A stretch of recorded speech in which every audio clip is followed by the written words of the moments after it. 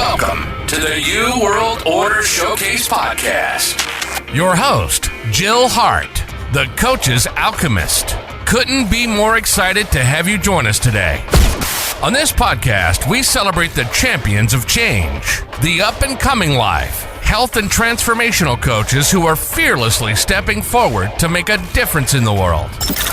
Get ready for inspiring stories, practical tips, and powerful moments that will motivate you to make a positive change in your life and those around you. We're happy to have you join us on this incredible journey as we dive into the world of life, health, and transformational coaches who are lighting up the path towards a better tomorrow.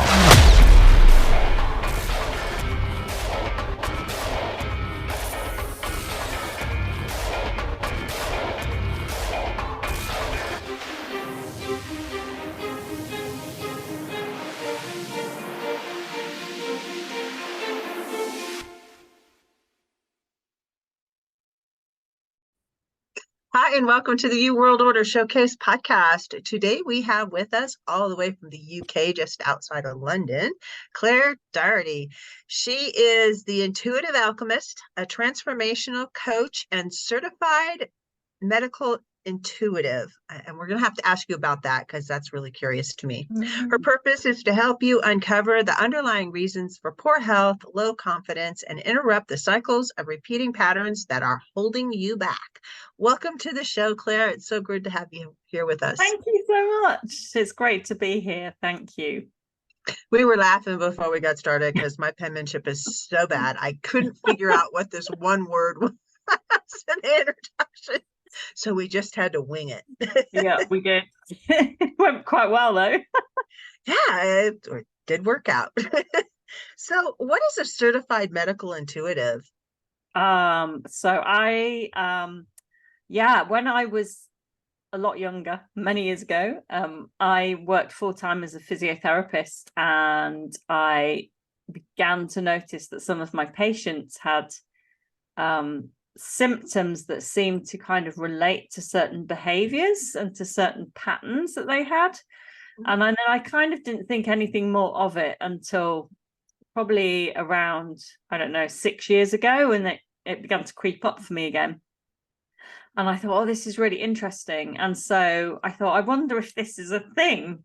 And so I researched it, and I thought, oh, this could be, this could relate to kind of medical intuition, when people's beliefs and suppressed emotions and their patterns, their behaviors manifest and co-create health issues. So I read up about this and I thought, oh, it sounds a bit like medical intuition. And then I ended up training with the Medical Intuition School. It's actually Australian, absolutely amazing for anybody that is interested in medical intuition, with Emma Turton, who runs that. And so I became a certified medical intuitive, which enables me to basically use those skills that I was developing a long time ago, but I wasn't quite sure what they were.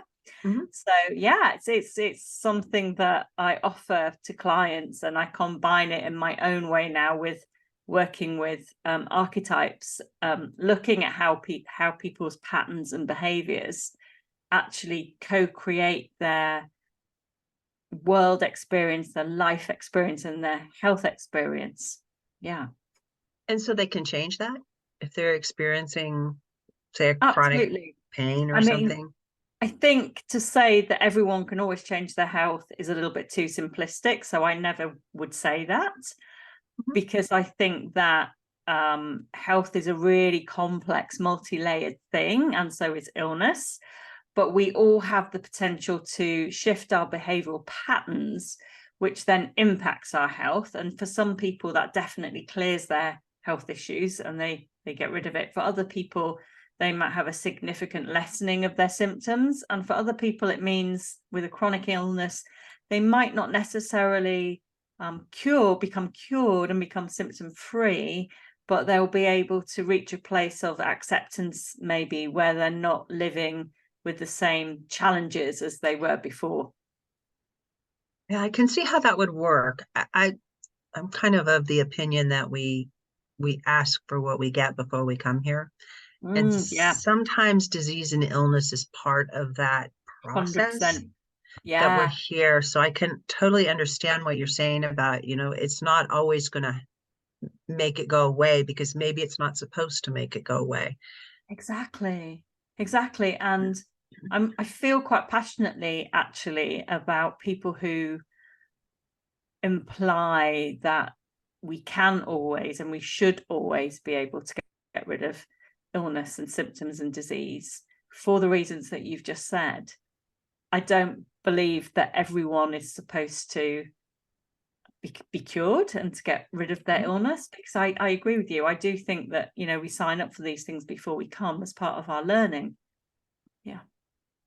And it's interesting that even through the struggle that some people go through with an illness, and sometimes you bring it on yourself. So, we're talking about things that no matter what you do, it's not going to change. That's where kind of I draw the line. In the societies that we live in right now, a lot of things that happen to us happen because of the decisions we've made, and we can change decisions and it will help us. Maybe it's not going to bring us back to, the pristine condition we came here in, but we can do things. But for those that are caught in or planned to have this experience, being able to empower them to use the experience to enrich their life is very powerful. Yeah, You want to speak to that? Because I think that's kind of what you do. Yeah, so there can be a lot of reframing, a lot of self-compassion, because people do come and they think, well, I've brought all this on myself and it's all of my fault. But we forget that actually we live in a world where there are billions of other people and we're all making choices and decisions that impact each other. So we're co-creating our life. We're not living a singular solitary life apart from everyone else. Our decisions always impact other people. And therefore, although we do need to take responsibility of our health and our bodies, we also have to make room for the fact that sometimes we can't control everything. So often it's helping people to reframe how they're thinking about their illness and maybe the causes of it and why it's come to them in the first place. And is there anything that they can take from that to help other people in the same situation, to really be that guide for other people, that support? I'm seeing that a lot with autism. For probably 15, maybe 20 years, when autism was just starting to become people became more aware of people that were autistic. And as those children have grown up and they've become differently abled, which is so many of them are functional, they just look at the world differently than people are normally squished into this box and expected to behave. And I think some of the boundaries, it's inspiring to me to see how many people are stepping up and saying, okay, this is life with autism, whether you're an adult with autism or you're, raising kids with autism, and empowering these people to actually have wonderful lives where they're contributing. And I think Down syndrome is another one of these experiences where I live in a community where there are a significant number of adults with Down syndrome, because people in our community, they don't believe in abortion. And I'll just put it right out there. You get what you got. And some of these people, they live amazing lives and they're really wonderful human beings. They're just different. They look at the world differently, and it makes our society here in our little town much more rich for their lives that they share with us. It's it's just interesting that we're looking at some of these things differently now, and there's help for people that have are maybe struggling with it. Maybe they have autism or they don't, and they just like they need connection and community. We always need connection and community. Yeah, we all do, don't we? So when you're coaching with people, how does that look? So it depends on the person in front of me, really, and what they've come for me, what they've come to me, for help with and support. It's really kind of a mixture of all of my skills that I pull together, but that varies depending on the person. So it might look like more practical for solutions for one person. It might be more kind of spiritual advice for another person.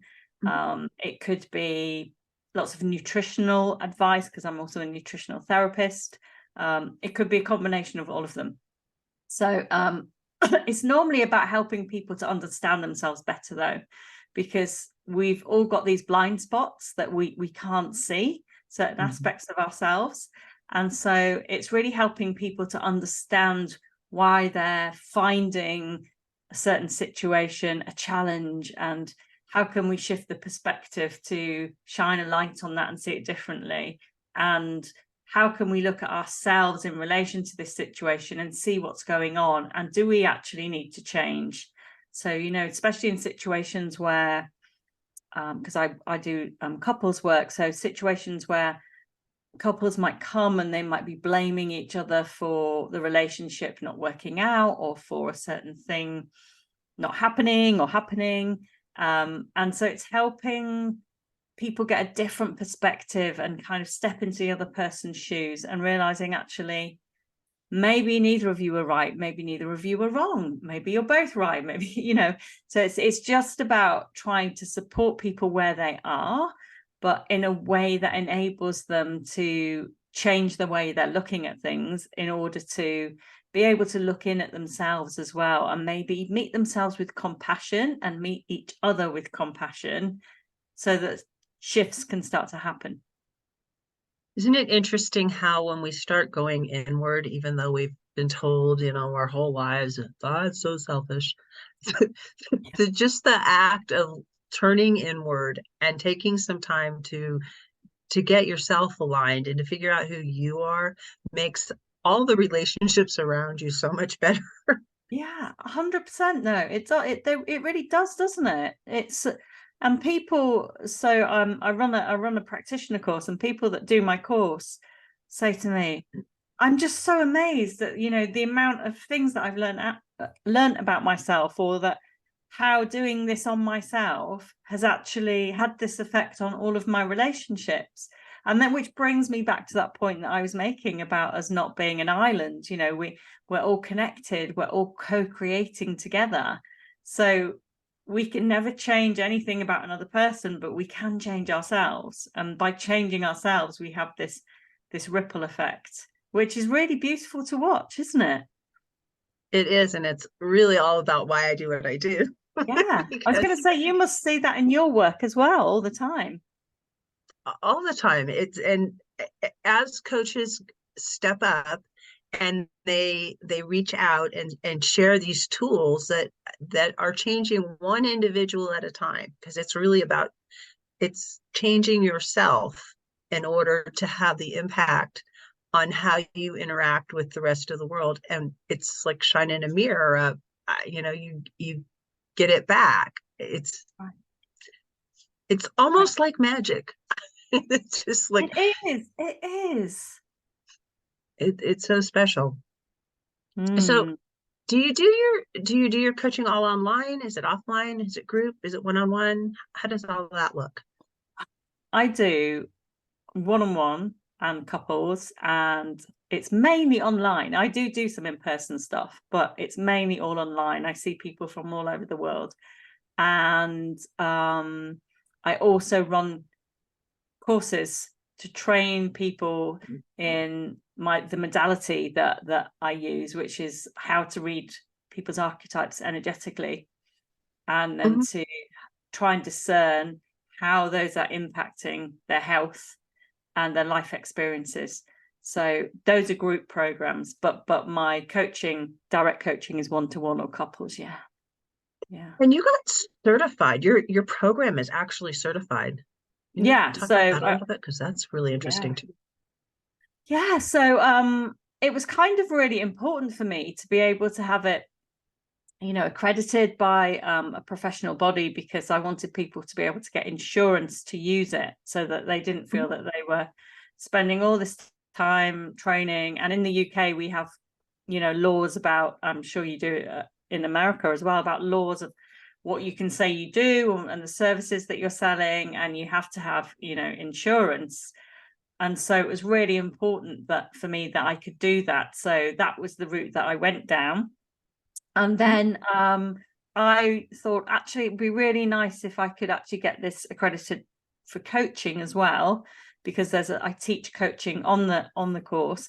And so I then went down that route as well and got it recognized by a coaching body, so that my students, they don't have to do the coaching aspect, but they can, if they get enough practice hours and they pass all the assessments, then they can register as coaches.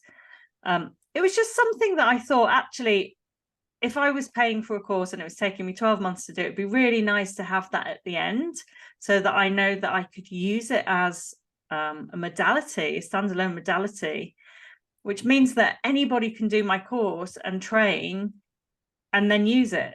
So, and that's what I wanted. That's really exciting. I love that you went that extra step and made it so that they could share what they're learning with others. And that really does ripple the effect of what you're doing. It does. And people do like that. They like to know that actually they're going to get a certificate at the end. They're going to get accreditation. They can get insured to use it. So that's why I did it. So what are these archetypes that you've come up with? Is there like a set number of them, or are they? Yeah, I mean, I didn't come up with them. I wish I had, but so Carl Jung is probably the person that we associate archetypes with. He, I think he took on Plato's concept of thought forms and developed them into archetypes. And he initially thought there were 12, and then through his career he actually revised that and expanded it. And the current thinking is that there are an infinite number of archetypes, and so that they exist within the collective unconscious or the transpersonal realms outside of us, and we all have access to them, which means that at any one time we can step into a certain archetype. So you could, you're always going to be somebody's daughter. You're always going to be, you would have always been a child, and you've still got that part inside you somewhere. So it's just a really interesting concept that helps people, I think, to understand themselves better. Because, for example, if somebody's got no boundaries and they're saying yes all the time, then there's probably a possibility that they're a people pleaser. And you're able to kind of language that to somebody and show them what the traits and the qualities and the actions of a people pleaser are. They can suddenly go, oh, yes, that is me. And then, you can say, and actually, because you're doing this all the time, it's probably why you're feeling a bit overwhelmed and a bit tired and a bit like you've got no time for yourself. And this is possibly why your health is suffering. Oh, okay. They have a bit of a light bulb moment. And then it's helping somebody to break that pattern and to make the shift so that they can come into more balanced place. It doesn't mean that they're never going to say yes and help people again. That's not what we want. We just want them to be aware of their pattern, so that they're only agreeing to things when they've got enough energy and time, enough resources, and actually it's something that they want to do rather than something that they feel that they have to do or they should do. Yeah, I totally get that. It's so easy to burn out as a people pleaser, and you just like constantly wanting to do things in order to get those people to like you, you feel like you need to do stuff for them. And that isn't even really necessarily true. They just are taking advantage of you in a lot of cases. It's so They true. don't. So true. And actually, there's some research that suggests that being too agreeable is just as undesirable as not being agreeable enough.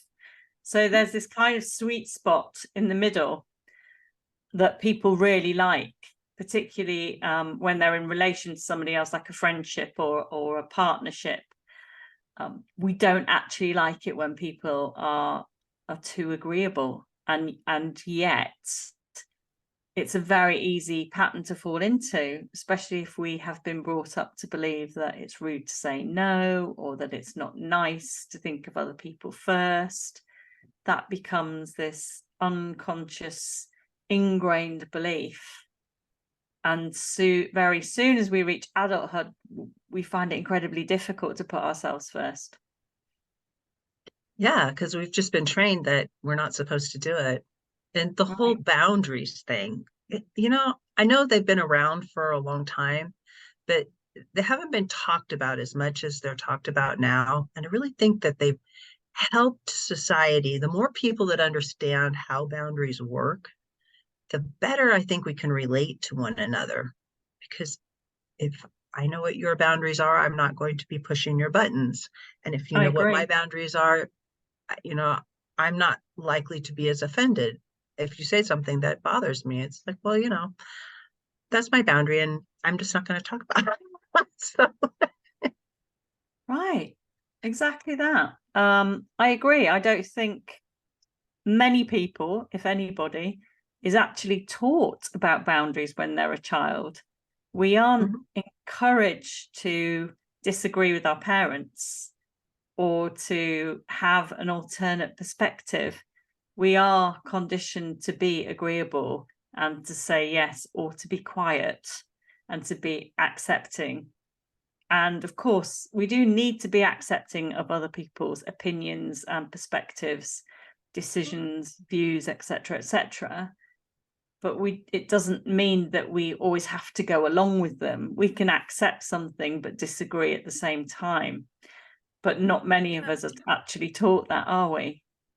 we're not taught to be curious and just, let somebody have their say and just accept that that's where they are and it's okay. I don't have to be there too. I can be where I'm supposed to be. The whole everybody has to be the same thing didn't work out real well because we're not all the same. We're not here to all do the same thing. And that's where competition starts coming in, because if everybody's trying to be the same thing, nobody's really going to be the very best at it. Rather than, I like to talk about co-opetition, and it's a word I that like means that. competition for yourself. You want to be the very best you can be, but together we cooperate. Like, I can value you for your gifts, and I can admire how great you are at what you're really good at, and not have to compete with you about that. Because that's not my place. So, but together, when I'm doing my thing that's really good and you're doing your thing that's really good, and we come together to work together, it just makes it so much better. And everybody benefits from that. Whereas, the whole I've got to be the best and everybody has got to be a little peg down below me. That's a paradigm that's not working. It's not, is it, at all? It's yeah, we definitely need to change that for sure. And there's enough for everyone as well. That's the other thing, is that there's a huge fight and competition over resources and over having enough clients, having enough work. And because we're all different, we all attract different people with different needs, and there's enough for everyone. It's can't help crazy, everybody. In fact, you can't help probably more than a handful of people at any one time, and not everybody's ready at the same time. All your right. people aren't ready at the same time. And there's, billions of people. That's a really large number. Yeah. More than we can help on our own. Yeah. I mean, when you start getting into large numbers, people don't really, their eyes kind of glaze over and they don't really have a concept for it. But like 1 million people, that's a big city. Wow. Well, a medium-sized city. London probably has 5 or 6 million people in it. But could you imagine like trying to help all those people? No. My No. town probably has 10,000 people in it. I don't know all of them. I'm glad you said many of that. them. I'd be worried if you did. I know many of them, but not all of them. And I certainly couldn't help all of them, even if they needed my help. Yeah. So when you start looking at it in that perspective, you start to realize that, there's lots. There's tons of people out there that need help. There's tons of resources. There's abundance everywhere. It's just like, I don't understand why we need to fight about it. I don't understand why we need to compete over it. And I certainly don't understand why we need to fight wars over it. That is just ridiculous to me. Well, yeah, I have to agree with that, definitely. But we're not here to talk about that. So I'll get off my soapbox. So what kind of people would come to you? What kind of problems would they be having and they'd like to have solved? So I get people with health issues, so all sorts, digestive issues, thyroid issues, hormone problems, all sorts, physical pain as well. And I also get people who are just having life challenges. So people that feel stuck or blocked, people with low confidence. So for example, people who want to be seen but don't feel that they can be visible for whatever reason. And that might range from being seen on social media to public speaking to, just showing up and being able to have a voice even and sharing their truth in amongst their friends or their family. So I get this wide range of, I couldn't say that I have a niche in one particular problem for people. It's very varied and that's what I really love. That's awesome. So do you have a way for people to get in touch with you? Or should I ask, what's the best way for people to get in touch with you? Well, I'm on Instagram. It's my name, Claire Doherty _Alchemist. And then my website is just my name. So clairedoherty.co.uk. And people can contact me on there as well. Yeah. That's awesome. So what's the one thing you want to leave the audience with today? Well, I would just say that it's really important to have self-compassion and to be kind to yourself, because I think it's so easy for us to berate ourselves, to talk to ourselves negatively, to think we're not good enough. I see this all the time. And what we really need is to cultivate more self-compassion. It's the only way that we get to be brave and courageous enough to actually go inward and to face our shadows and to accept all the parts of ourselves. There's enough people being horrible to each other out in the world. We don't need to do it to ourselves. We need to be more compassionate. I think in that way, the world will become more compassionate to each other too. Yeah, I hope so. So thank you so much for joining me today, Claire. I've really enjoyed the conversation. Me too. Thank you. Thank you so much for tuning in to another empowering episode of the You World Order Showcase podcast. We hope you've enjoyed hearing from our incredible life, health, and transformational coaches who are making a profound impact on the world. Remember, change begins with you, and you have the power to transform your life and the lives of others. If you want to take that next step and unlock your true potential, visit thecoachesalchemist.com, where you can find the 3 ways we can help you for free to spin your talent into gold with clarity, a system, and a plan. Don't forget to hit the subscribe button so you never miss an inspiring episode. And if you enjoyed today's show, we'd greatly appreciate it if you could leave us a review on your favorite podcast platform. Your feedback means the world to us and helps us reach more people with our positive message. Stay connected with us on social media for updates, behind-the-scenes content, and upcoming guest announcements. You can find us on Facebook at the U World Order or simply visit thecoachesalchemist.com.